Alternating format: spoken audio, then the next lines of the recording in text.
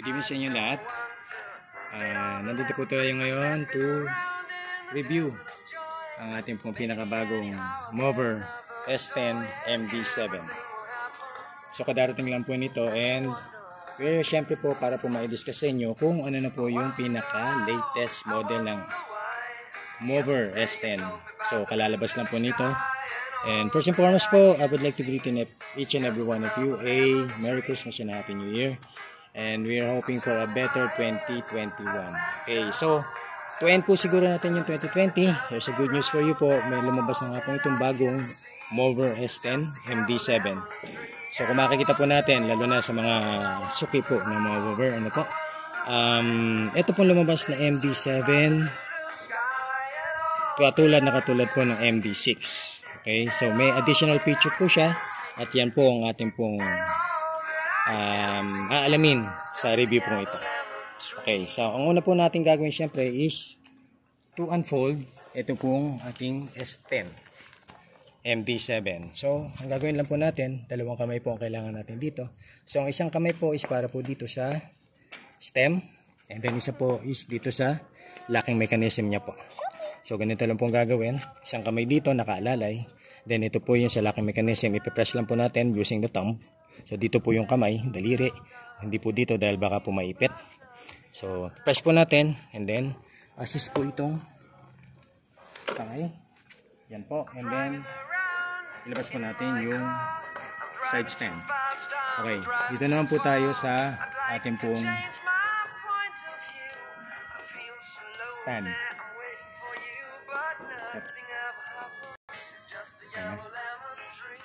Okay, so i-unleash po natin to left and right. Yan. Then po itataas po natin itong pinaka-stand natin. And then ilalak po natin, ano. So sa desired height po natin, siyempre iba po yung height nito, height po nito kapag standing position and iba rin po kapag naka-sitting position using the seats.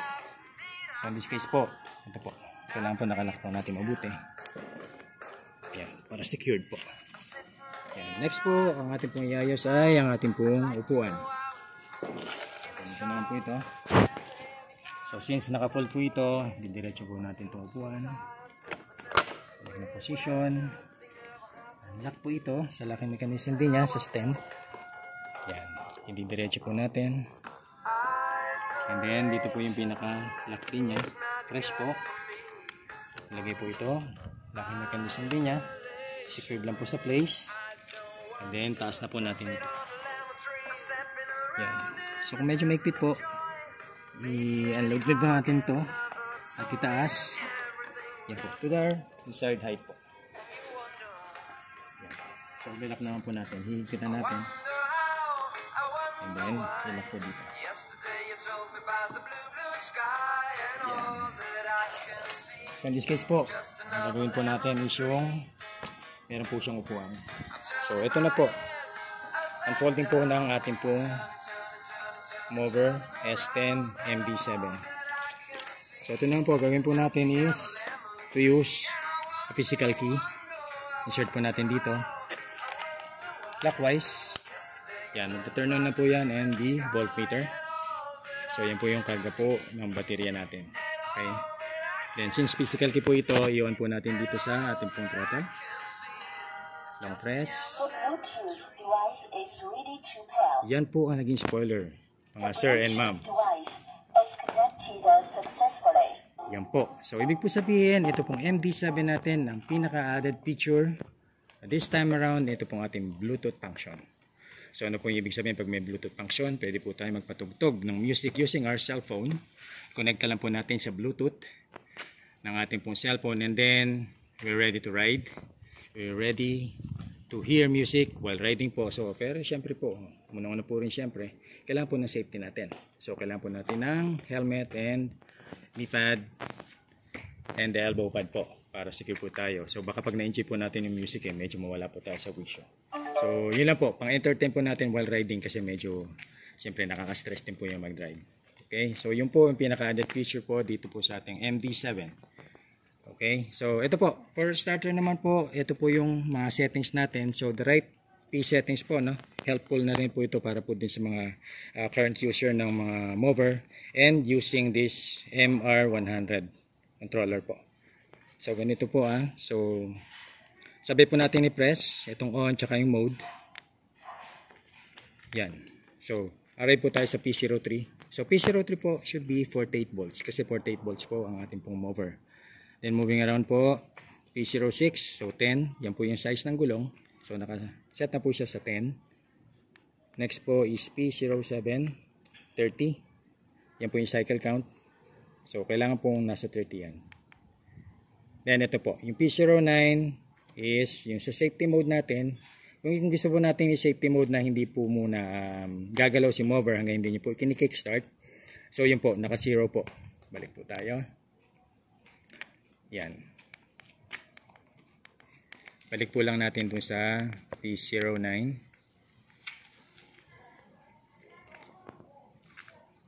Yan po. So P09 po, yan po uli natin ang discuss po natin. Yung mode po na safety mode na kickstart is 1. And then yung 0 po is yung from 0. Tapos arangkada ka na po. So ang recommendation po namin is to set it into 1 po para po safe mode po tayo. Ibig po sabihin, pagalawin lang po natin, i-kick muna po natin ng konti si mover bago po siya tumakbo. So ang setting po niyan, long press po itong on button hanggang matigil po yung blink. And then yan po, nakaset na po tayo sa safety mode para po sa P09. And then P15 is yung pong speed limit natin, 100. And then P16 po, yan po, yan na po yung pinaka-default natin for non-cruise. Then 99, yan po yung pinaka ano lang natin, default po settings. And ito po, pinaka-importante rin to. So pag odometer, ito po, pag kayo pa magpa-purchase ng mover, siguro din nyo lang po na 00 yan. Ibig sabihin, hindi pa po siya tumatakbo. Hindi pa po nagagamit. So ito po yung pinaka-odometer nyo. Okay, next po, yan po. Yan na po yung interface natin pag na-set po natin yung mga P settings natin. Kailangan rin pong correct po yung P settings natin para at least yung pong takbo natin is kumbaga tama po yung takbo niya at yung mga readings po niya. Yan, correct po ang mga readings niya. And hindi yung battery po rin natin. Accurate din po yung magiging reading natin kapag nakatama po siya. Okay, so ito naman po ang parameters po niya. So pag i-browse po natin, ang una pong lalabas dito pag on din natin kay mover is yung odometer. So mapapansin po since hindi po siya nagagamit is 0 po yung odo. Then next po is yung trip. So yan po, every time po na magra-ride kayo,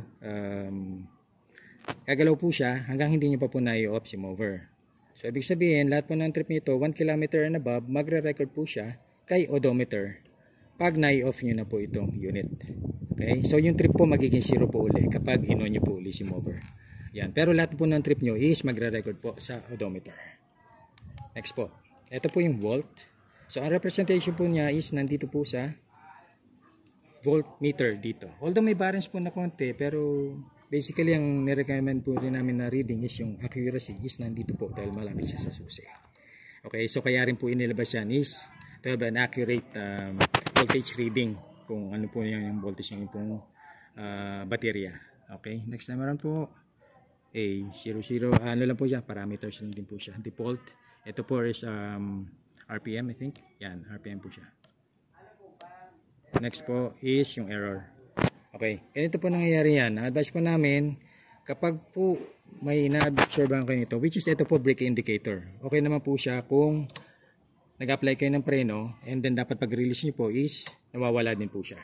Okay, ang problema po is kapag meron po siya nito, meron po dapat corresponding na error number. Dito po nalalabas. Okay, so hopefully wala po lumabas yan. Basically po kaya po nag-appear yan is on occasion, isa, kapag nabasa. Okay, yung mga wires po doon sa ibaba. And then, pangalawa po is, kapag po nakaldag kayo and then meron pong mga, let's say, yung hall sensor niya or kaya may mga connection po yun na natanggal dahil nga po dun sa pagkakakaldag. So be careful din po sa pagdadrive natin. So ang dapat po kasi is iwasan po natin yung mga biglang kaldag kasi may mga connections po doon na baka matanggal. Okay, yan po. So ito po is yung minute lang po nang naka-on si mover. So hindi po tayo pwede mag-set ng oras dito kasi once na in-off po natin to, magsi-zero din po tayo. Okay, so time na naka-on po si mover po yun. So balik na po tayo dun sa odometer. So yan na po yung pinaka-interface po niya. kapag naka-on na po si mover. Okay. Moving along din po, ito na po. Yung sa ating pong switch. So, tatlong switch po yung nandito. Ito po yung sa headlight switch, which opens po. And then, yung angel eye. Okay. So, ito rin pong side light. I-open din nyo po ito. And then, ito pong park light. At saka yung sa brake light po. So, wala po siyang different switches para po sa ating ilaw. Isa lang po. Okay. So, yan po natin ito. Yan po. So, ito po yung ilaw ni MD7 kapag sinwitch po yung headlight. So, yung first switch po natin is high o yung bright po. Second switch is yung dim. Okay, medyo low yung ano niya, ilaw niya. And yung pangatlo po is yung kanyang boom blinker. Okay. Yan. So, babalik po natin ito sa unang switch is yung bright po. Then, yung ating pong turn signal light. Okay, this is the switch. Para po dito sa kaliwa and then sa kanan po. Yan. So yung ating po mga preno, no? Pagka-apply po natin ng brakes, yan po. Umiilaw po dito sa likod. So pag nag-apply po na tayo ng preno. Okay, ito po yung sa gabi. So sa umaga naman po, since hindi naman po tayo mag-headlight, i-off po natin siya. Pero gumagana po yung kanya pong signal light. Kaliwa, kanan. So flashing po siya. And then most importantly, pag nagpe-preno. Yan. So kahit hindi naka-switch yung headlight mo is nag-indicate na nagpe-preno ka. So magiging aware yung nasa likod natin na tayo ay pe-preno. Okay, so importante rin to. Maganda to dahil yung flashing yung kanyang signal light. So alam din nung nasa likod natin kung saan tayo liliko. Okay, so importante yan. Importante yung flashing yan. So ito po. Pinakalas naman po dito sa switch is ito pong horn. Okay, maganda na po itong horn nito kasi po dalawa po yung speaker na nasa likod po ni Angel Eye. Ganito po Yan. So yan po yung horn niya. So ito po, iyon po uli natin yung kanya pong ilaw. So ito physically sa gabi po, napakaliwanag po niya and napakaganda po ang kanyang ilaw. Kitang kita. And then nilowered na rin po natin yung Angel Eye na to. So, kasi po ito yung nakakasilaw. So, nilower po natin doon sa vision na kailangan lang pong may ilaw at liwanag. Okay, so maganda po ang Angel Eye. And then, ito na po. Actually, mag-sample din po tayo ng ride nito para makita nyo rin po. Yan. Smooth ng ride po dito sa mover. Okay po. Go. Okay. Isis ko rin po ito sa care po ng ating pong baterya. No? So, ito po sa battery po natin, ang kailangan po natin pag-charge, ang recommendation po namin, dapat po kayo po ay nasa 20% or 30% po ng battery life bago po kayo mag-charge. So, kung sa volt po natin titingnan yan, nasa 42 volts or 43 volts. So, pinaka ano po natin yan, ang pinaka below level po natin sana po is 20% lang, then i-charge mo na po. Ang charging time naman po natin, since po yan ay kung 0 to 100%, 5 hours po siya. So since mag-iwan po tayo ng 20% to 30%, so more or less nasa 4 hours po yung charging time. So sa charger na po natin, makikita naman po natin dun yung indicator. So yung pong pag naka-red po siya, ibig sabihin charging po. So ibig sabihin pag nag-green po siya, ibig po sabihin 90% pa lang po yon. So pag turn po ng red to green, which is 90% na po siya, pwede nyo po siyang babad hanggang 15 minutes para po ma-full charge po natin ng 100%. So, ganito naman po. Pag po mag-check kayo ng voltage dito, check nyo po, 100% po niya is 54.6. Others then, sinasabi nila hindi na po full charge. Pero, ang consideration po doon, basta nag 54.23 to 6, yun po, 100% na rin po yan. So, wag po natin habulin yung haba ng naka-charge siya sa 100%. So, ganun lang po yung magiging basic nun. From 54.2 and above, yun po, 100% na po siya. Okay, ang caring din po natin sa battery, kay mover din po. Pag ginamit nyo na po si mover at i-charge nyo po siya, ipahinga nyo po siya ng 30 minutes muna. Kumbaga, para po hindi ma-burnout yung battery kasi mahirap po i-charge ang ating mover ng mainit pa yung battery. So, dapat po, pa-cool down muna natin siya ng 30 minutes and then i-charge po natin. Ganon din po. After po ma-charge natin, 100% na siya. Pagpahingin po natin ng 30 minutes yung battery para po makapagpahinga, and then tsaka po natin gamitin. So yun po yung pinaka basic instruction dun sa battery natin. 30 minutes ang pahinga niya before and after using. Para po, ibig sabihin, magamit po natin ng tama yung baterya niya. And pagsilbihan din tayo ng baterya niya ng mas matagal. Okay. So, sa atin naman pong gulong. Okay, ang PSI po na nakalagay dito, yung pressure po per square inch, nakalagay po sa ating gulong is nasa 45 the maximum, no? 45 PSI. Kaya po, hindi po namin nare-recommend ng 45 PSI kasi masyado po siya matigas. At baka madisgrasya po yung gulong natin. So, mararamdaman din po natin na bumpy. So, ang nire-recommend po namin na pressure sa kanya, gamitin niyo po sa digital from the gasoline station, is 35 to 40. Okay, depende rin po din sa magiging weight nyo. Pero ang pinaka, kumbaga, ang inyo pong magiging accuracy or magiging mailalagay nyo po doon is in between 35 to 40 PSI. Para po, maproteksyonan din po natin yung gulong, hindi po siya ma-overinflated at maging short po yung light po ng ating pong gulong. Okay?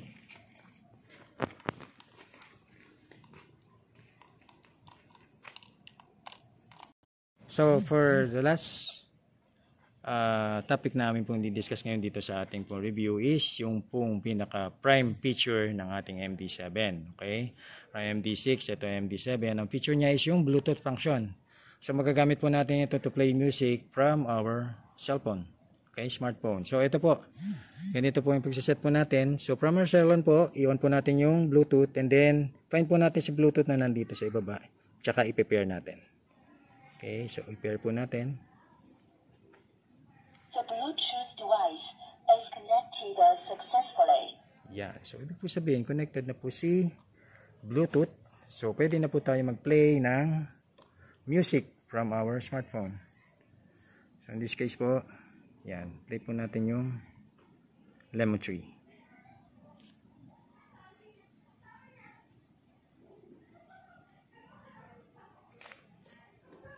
So, yan. So nag-play na po ang ating music. So syempre, pag mag-music, tayo po ay mag-sample ride din. Okay, para makita po natin, mag-enjoy po tayo sa ride po sa ating pong bagong-bagong Mover MD7.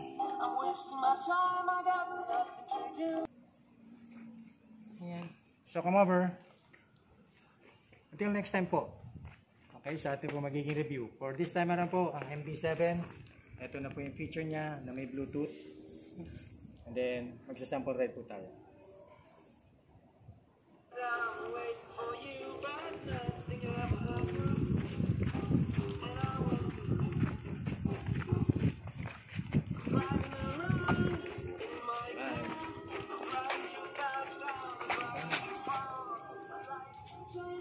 Tak mau ini.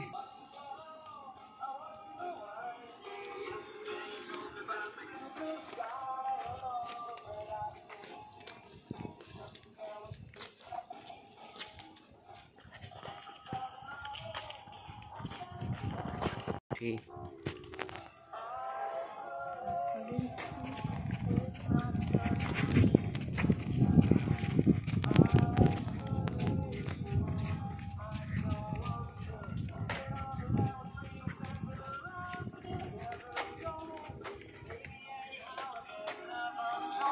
And go.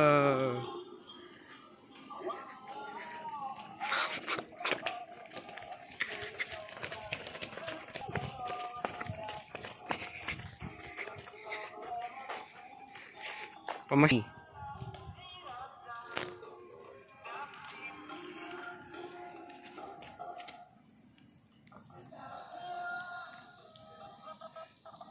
Tuh.